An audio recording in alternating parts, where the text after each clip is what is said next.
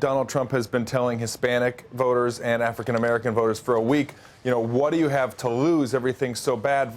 You might as well vote for me. I think what you see when you look at Donald Trump is a candidate that really doesn't have anything to lose in trying something or anything with this voting bloc, with minority voters that by and large have completely written him off. I mean, Donald Trump was getting 0% of African American voters in recent polls in Pennsylvania and in Ohio, and that's problematic. And so saying, in a tweet, African American voters want Trump, that does not at all align with the political reality. But I think, he is trying to make an argument, and I would emphasize the word trying, an argument about the fact that, there are problems in the inner cities, and to try and pin those on Democrats. I mean, African Americans as a constituency have by and large voted Democrat for a long time. Donald Trump is saying, what do they have to show for it? He gets it wrong when he says crime is out of control. Crime stats nationally show just the opposite, that crime has really gone down across the board.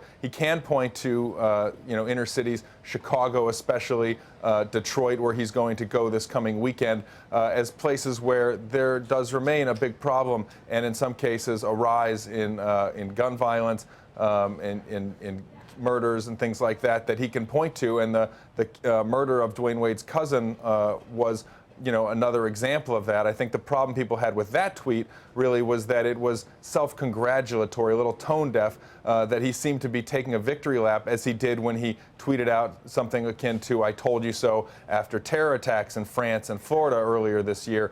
Just sort of not having enough emotional intelligence or sensitivity to understand that, right after that, you're supposed to offer your condolences, not say, this is exactly what I predicted. He did, a couple hours after the first tweet on Saturday, send out another expressing his condolences, but I think a lot of people looked at that as just, it's part of an argument he's trying to make, but again, he's not the smoothest when it comes to just sort of doing it as most politicians would, with more sensitivity and maybe a little less bombast. Yeah, he did it after Twitter. There was so much outrage on Twitter, and it took him several hours, I think. But looking at his tweeting both over the weekend and even this morning on this issue, what do you think? Do you think this is an indication that his new campaign executives have as little control over him as previous executives?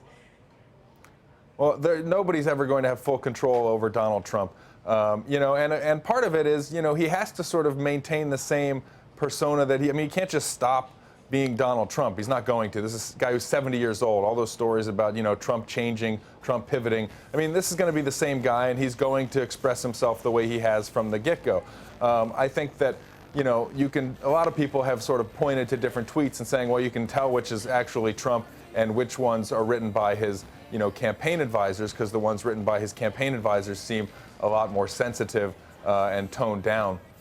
But, he really is just trying to do something to, maybe lift his numbers and win a little bit of support from minority voters. But I think there's been a lot of speculation also, and it's probably astute that, this argument, this messaging, these overt pitches to African American and Hispanic voters are also perhaps first and foremost aimed at, suburban women, at soft Republicans, at those people who would ordinarily vote for the Republican nominee, but with Donald Trump and with a candidate who's being accused of being a racist every day, those voters who have a hard time explaining to their friends, yeah, I'm going to vote for Donald Trump. And he's trying to make sure those people stay home and vote Republican. And I think that, more than anything else, is sort of what this outreach is about. Yeah, so let's talk about these two major speeches that he has coming up. One on immigration in Arizona on Wednesday, and then he's going to speak in front of an African American group in Detroit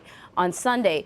How important are these two speeches? In the one on immigration, I presume what he's trying to do is continue to maintain the supporters who got on board with him at the very beginning of this campaign when he started to talk about the issues with immigration.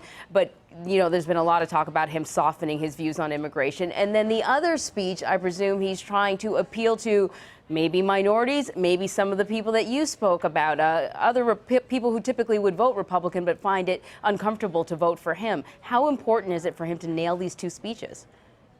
I think the speeches, I think you can kind of already guess what the speeches are going to sound like. They're going to sound like the speeches that we've heard from Trump over the last week to 10 days since installing a new campaign manager and CEO. They'll be off a teleprompter. They'll be a little less, less ad-libbed, but, it'll be the same message we've been hearing from him on Twitter and in the speeches up to this point. I think going to Detroit, it gives him, a little bit of a way to say, look, I'm serious about this. I'm not just tweeting. I'm coming. I'm meeting these African-American voters where they are. I'm coming to an urban community. I'm interested in this. It makes it, it gives it the sheen of maybe a little more believability or authenticity.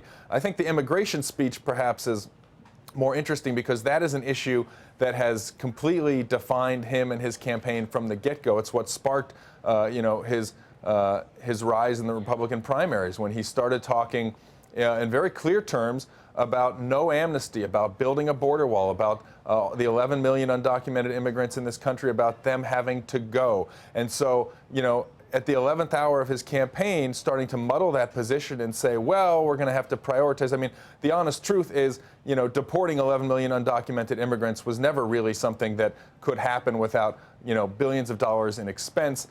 Just sort of very far-fetched, but it was a message that he sold to primary voters and is a harder sell with general election voters, never mind whether it's feasible or not.